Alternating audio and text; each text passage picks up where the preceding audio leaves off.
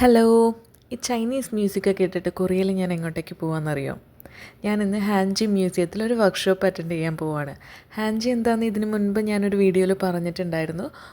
കൊറിയക്കാരുടെ 1000 വർഷം പഴക്കമുള്ള ഒരു ട്രഡീഷണൽ പേപ്പറാണ് ഹാൻജി. അപ്പോൾ ആ ഹാൻജിക്ക് വേണ്ടിയിട്ട് ജുൻജുവിലൊരു ഫേമസ് മ്യൂസിയം ഉണ്ട്. ജുൻജു ഹാൻജി മ്യൂസിയം എന്നാണ് അതിൻ്റെ പേര്. അവരിതുപോലെ ഇടയ്ക്കിടയ്ക്ക് ഓരോ വർക്ക്ഷോപ്പുകളൊക്കെ കണ്ടക്ട് ചെയ്യും. അപ്പോൾ ഞാനൊരു വർക്ക്ഷോപ്പ് അറ്റൻഡ് ചെയ്യാൻ വേണ്ടിയിട്ട് വന്നതാണ് ഇന്നിവിടെ. പക്ഷേ ഞാൻ കുറച്ചധികം നേരത്തെ വന്നതുകൊണ്ട് ഞാനോർത്ത് മ്യൂസിയത്തിലൊരു എക്സിബിഷൻ നടക്കുന്നുണ്ട്, അപ്പോൾ അതുകൂടി കണ്ടിട്ട് വരാമെന്ന് വിചാരിച്ചു. ഈ മ്യൂസിയത്തിനൊരു പ്രത്യേകതരം ലാൻഡ്സ്കേപ്പാണ് കേട്ടോ ഉള്ളത്. ഇത് ഹക്സാൻ മൗണ്ടൻ്റെ താഴ്വരയിലാണ് ഈ മ്യൂസിയം ഉള്ളത്. ഹക്സാൻ മൗണ്ടൻ എന്ന് പറഞ്ഞു കഴിഞ്ഞാൽ നാംഗോസാൻ മൗണ്ടൻ റേഞ്ചിൻ്റെ ഒരു ഭാഗമാണ്. ജുൻജുവിൽ നമ്മൾ ചില ഭാഗങ്ങളിട്ട് ഇങ്ങനെ പോകുമ്പോൾ അത് ചെന്ന് അവസാനിക്കുന്നത് ഇതുപോലത്തെ മൗണ്ടൻസിലായിരിക്കും. ഒരുപാട് മൗണ്ടൻസ് നമുക്ക് ഇവിടുന്ന് കാണാൻ പറ്റും. എൻ്റെ യൂണിവേഴ്സിറ്റി ലാബിൽ നിന്ന് ഞാൻ ഇതുപോലെ ജനലിക്കടെ നോക്കിക്കഴിഞ്ഞാൽ കാണുന്നത് മോക്സാൻ മൗണ്ടൻ്റെ വലിയൊരു ഭാഗമാണ്. അപ്പം ഞാനിതുപോലെ മുകളിലത്തെ നിലയിൽ കയറി ചെന്നപ്പോൾ അവിടെ നിന്ന് കാണുന്ന വ്യൂ ആണ് കേട്ടോ ഈ കാണുന്നത്. ഇതിന് ചുറ്റും ഒരുപാട് അഗ്രികൾച്ചർ ലാൻഡുകളുണ്ട്, കുറേ റെസിഡൻഷ്യൽ ഏരിയാസ് ഉണ്ട്, അങ്ങനെയൊക്കെ ഉണ്ട്.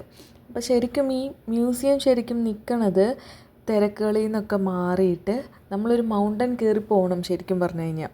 അങ്ങനെ മൗണ്ടൻ കയറിപ്പോയി കാണുമ്പോഴാണ് ഈ മ്യൂസിയം ഉള്ളത്. കണ്ടോ, അവിടെ ആൾക്കാർ ഇതുപോലെ കുറേ കൃഷിയൊക്കെ ചെയ്തിട്ടുണ്ട്. ചോളമൊക്കെ ഉണ്ട്, ചോളം, മത്തങ്ങ, അതൊക്കെയാണ് എനിക്ക് മനസ്സിലായത് ഇവിടുന്ന് നോക്കിയിട്ട്. അപ്പോൾ ഇവിടെ കുറച്ച് ആക്ടിവിറ്റി ഏരിയ അങ്ങനെയൊക്കെ ഉണ്ട്. അപ്പോൾ ഇതിൻ്റെ ഈ ഹാളിൻ്റെ ഉള്ളിലാണ് എക്സിബിഷൻ നടക്കുന്നത് കേട്ടോ. ഇതിൻ്റെ ഉള്ളിൽ ഇന്ന് എക്സിബിഷൻ നടക്കുന്നത് 2 ആർട്ടിസ്റ്റുകളുടെ എക്സിബിഷനാണ് നടക്കുന്നത്. ആക്ച്വലി ഞാനിവിടെ പോയിട്ട് വന്നതിന് ശേഷം ഇതിനകത്ത് ഒരു ആർട്ടിസ്റ്റ്, ആ മാമിനെ എനിക്ക് പരിചയപ്പെടാൻ വേണ്ടിയിട്ട് ഒരു ഓപ്പർച്യൂണിറ്റി കിട്ടിയിട്ടോ. അത് എനിക്ക് ഭയങ്കര സന്തോഷമായി. അപ്പോൾ ഞാനിങ്ങനെ പറഞ്ഞു, ഞാനിങ്ങനെ എക്സിബിഷൻ കണ്ടിട്ടുണ്ടായിരുന്നു. അപ്പോൾ ആ മാം പറഞ്ഞു, ഓ സന്തോഷം, അങ്ങനെയൊക്കെ പറഞ്ഞു. അപ്പോൾ എനിക്കത് ഭയങ്കര സന്തോഷമായി. ഒരു എന്താ പറയണേ, അതൊരു നമ്മൾ പ്രതീക്ഷിക്കാതെ കിട്ടുന്ന ചില സന്തോഷങ്ങളുണ്ടല്ലോ, അങ്ങനെ. പിന്നെ എവിടെ പോയാലും എൻ്റെ ഒരു ഹോബിയാണ് ഇങ്ങനെ ബ്രോഷേഴ്സ് കളക്ട് ചെയ്യുക എന്നുള്ളത്. അവിടെ ബ്രോഷേഴ്സ് ഒരുപാടുണ്ടായിരുന്നു, അതൊക്കെ ഞാൻ കളക്ട് ചെയ്തിട്ടുണ്ടായിരുന്നു കേട്ടോ. ഇത് അവിടുത്തെ റെസിഡൻഷ്യൽ ഏരിയ ഞാനൊന്ന് ഷൂട്ട് ചെയ്തതാണ്. നോക്കി എന്ത് ഭംഗിയുള്ള വീടുകളാണ്. ആ മൗണ്ടൻ്റെ താഴെയാണ് ഈ വീടുകളുള്ളത്. എല്ലാം കാണാൻ വേണ്ടിയിട്ട് നല്ല രസമുണ്ട്. അപ്പോൾ അതുകൊണ്ട് ഞാനിതൊന്ന് ഷൂട്ട് ചെയ്തതാണ്.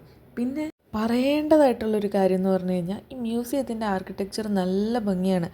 ആരാണോ ഡിസൈൻ ചെയ്തതെന്ന് അറിയില്ല. ഈവൻ ഇതിൻ്റെ ഡ്രെയിനേജ് പോലും നല്ല ഒരു എന്താ പറയുക, ഒരു എസ്തെറ്റിക് വേ എന്നൊക്കെ നമ്മൾ പറയില്ലേ, അതുപോലെയാണ് ചെയ്തിട്ടുള്ളത്. ഇത്ര ഭംഗിയിൽ ഡ്രെയിനേജൊക്കെ റെഡിയാക്കിയിട്ടുള്ളൊരു ബിൽഡിങ്, അതായത് ഒരു പബ്ലിക് ബിൽഡിങ് ഞാൻ ഇതുവരെ കണ്ടിട്ടില്ല കേട്ടോ കൊറിയയിൽ.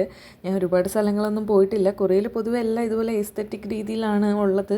പക്ഷേ ഈ മ്യൂസിയത്തിൻ്റെ ആർക്കിടെക്ചർ പറയാതിരിക്കാൻ പറ്റില്ല, അത്ര ഭംഗിയുള്ളൊരു ഇതാണ്. അപ്പോൾ ശരിക്കും പറഞ്ഞു കഴിഞ്ഞാൽ ഈ പേപ്പർ ഉണ്ടാക്കുന്നത്, ഞാൻ നേരത്തെ ഒരു വീഡിയോയിൽ ഇത് പറഞ്ഞിട്ടുണ്ടായിരുന്നു, മൾബറിയുടെ ബാർക്ക്, അതായത് ഉള്ളിലെ ബാർക്ക് എടുത്തിട്ടാണ്, ബാർക്ക് എന്ന് പറഞ്ഞാൽ തൊലിയുടെ ഒരു ഭാഗമാണ് കേട്ടോ, അതെടുത്തിട്ടാണ് നമ്മൾ അതിൻ്റെ പൾപ്പ് എടുത്തിട്ടാണ് ഈ പേപ്പർ ഉണ്ടാക്കുന്നത്.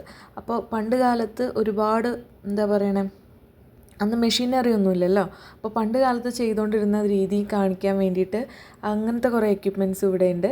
പിന്നെ ഇപ്പോഴത്തെ കാലത്തെ മോഡേൺ ടെക്നിക്ക് വഴി ഉണ്ടാക്കുന്ന അങ്ങനത്തെ രീതിയും ഇവിടെയുണ്ട്. ഇത് കണ്ടോ, അതൊരു പ്രത്യേകതരം ബ്രോഷറായിരുന്നു. ഇത് ആക്ച്വലി നമുക്കിവിടെ ബുക്ക് ചെയ്തിട്ട് വരുവാണെന്നുണ്ടെങ്കിൽ ഈ പേപ്പർ ഉണ്ടാക്കുന്നത് ഓരോ സ്റ്റെപ്പ് വഴി അവരെല്ലാം എക്സ്പ്ലെയിൻ ചെയ്തു തരും. അങ്ങനെ നമ്മൾക്കിവിടെ ക്ലാസ്സുകൾ അറ്റൻഡ് ചെയ്യാൻ വേണ്ടിയിട്ട് പറ്റും. നമുക്ക് നമ്മുടെ സ്വന്തം പേപ്പറും ഉണ്ടാക്കാൻ പറ്റും. അങ്ങനെ ഒരു സെറ്റപ്പ് ഇവിടെ ഉണ്ട്. അത് ഭയങ്കര ഒരു നല്ലൊരു രീതിയായിട്ട് എനിക്ക് തോന്നി. അപ്പോൾ ക്ലാസ് തുടങ്ങിയിട്ടുണ്ടായിരുന്നേ. ഒരു മെയിൽ ടീച്ചറായിരുന്നു. എന്നോടൊരു സ്റ്റുഡൻറ്റ് പറഞ്ഞു, ടീച്ചർ ഭയങ്കര ഫേമസ് ആയിട്ടുള്ള ഒരാളാണ്, അങ്ങനെയൊക്കെ പറഞ്ഞു. ഒരു നല്ല മനുഷ്യനായിട്ടാണ് എനിക്ക് തോന്നിയത്. എന്നോട് എവിടെയാണ് നീ പഠിക്കുന്നത്, എന്താണ് ഇവിടെ വന്നത്, അങ്ങനെയൊക്കെ കുറേ കാര്യങ്ങളൊക്കെ ചോദിച്ചിട്ടുണ്ടായിരുന്നേ. അപ്പം ഞങ്ങൾക്ക് ക്ലാസ് എടുക്കണതിൻ്റെ കൂട്ടത്തിൽ, ഹാൻജിനെ പറ്റി ഒരുപാട് ക്ലാസ് എടുക്കണതിൻ്റെ കൂട്ടത്തിൽ ഒരു മൾബറിയുടെ ഒരു കമ്പ് തന്നിട്ടുണ്ടായിരുന്നു. അതിങ്ങനെ അതിൻ്റെ തൊലി നമ്മളിങ്ങനെ പൊളിച്ചെടുത്തിട്ടാണ് ഇതുണ്ടാക്കണത്. അപ്പോൾ ഞങ്ങൾക്ക് ഇതുപോലെ ക്ലാസ് കേട്ടിരിക്കുമ്പോൾ ബോറടിക്കാതിരിക്കാൻ വേണ്ടിയിട്ടൊരു കമ്പൊക്കെ തന്നിട്ടുണ്ടായിരുന്നു. അപ്പോൾ ഞങ്ങളിന്ന് ഉണ്ടാക്കാൻ പോകുന്നത് ഒരു ലാൻറ്റേൺ ആണ്. ലാൻറ്റേൺ എന്ന് പറഞ്ഞു കഴിഞ്ഞാൽ ടേബിൾ ലാമ്പ്, അങ്ങനത്തെ ഒരു ഇതില്ലേ. അപ്പോൾ അതിൻ്റെ ബേസ് ഓൾറെഡി അവിടെ ഉണ്ടാക്കി വെച്ചിട്ടുണ്ടായിരുന്നു. നമ്മളതിൻ്റെ ബാക്കിയുള്ള കാര്യങ്ങളാണ് ഉണ്ടാക്കുന്നത്.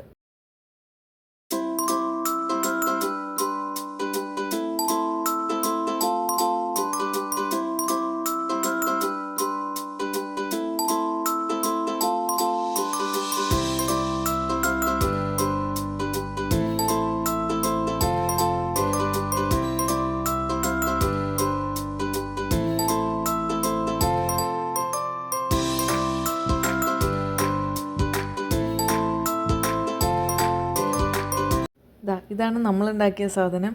ഇത് കഴിഞ്ഞിട്ട് ഞങ്ങൾക്കിതുപോലെ ഒരു പേപ്പർ മേക്കിംഗ് ഒരു സെഷൻ കൂടി ഉണ്ടായിരുന്നേ. അപ്പോൾ നമ്മൾക്കിതുപോലെ ടീച്ചേഴ്സ് അവിടെ ഉണ്ടായിരിക്കും. അപ്പോൾ അവരിതുപോലെ ഓരോ സ്റ്റെപ്പായിട്ട് നമുക്ക് പറഞ്ഞു തരും. അത് പിന്നെ നമ്മൾ ചെയ്ത് കാണിക്കണം, അങ്ങനെയുണ്ട്. അപ്പോൾ അവിടുത്തെ ടീച്ചേഴ്സ് എല്ലാം ഉണ്ടല്ലോ കുറേ അധികം ഏജ്ഡ് ആയിട്ടുള്ള ഭയങ്കര എക്സ്പീരിയൻസ് ആയിട്ടുള്ള അങ്ങനത്തെ ടീച്ചേഴ്സാണ്.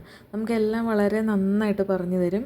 അപ്പോൾ ആദ്യം നമ്മളിതുപോലെ തൊലി എങ്ങനെ റെഡിയാക്കണമെന്നാണ് ഇതിനകത്ത് കാണിച്ചു തന്നത് ടീച്ചർ. അത് കഴിഞ്ഞിട്ട് നമ്മൾ പേപ്പർ ഇങ്ങനെ പൾപ്പാണ്, അതിങ്ങനെ അരിച്ചെടുത്തിട്ട് അതൊരു പേപ്പർ പോലെയാക്കി ഒരു ചൂടുള്ള ഒരു സർഫസിൽ വെച്ചിട്ട് ഉണക്കി ഇതുപോലെ പേപ്പർ കിട്ടും. എന്നിട്ട് നമുക്ക് അവിടെ ഒരു സീല് ഉണ്ടാക്കി വെച്ചിട്ടുണ്ട് അവർ. ആ സീലൊക്കെ ഒട്ടിച്ച് നമുക്ക് വീട്ടിൽ കൊണ്ടുപോകും. ഇതാണ് ഞാൻ ഉണ്ടാക്കിയ പേപ്പർ കേട്ടോ. അപ്പോൾ അത്രയേ ഉള്ളൂ. Bye bye.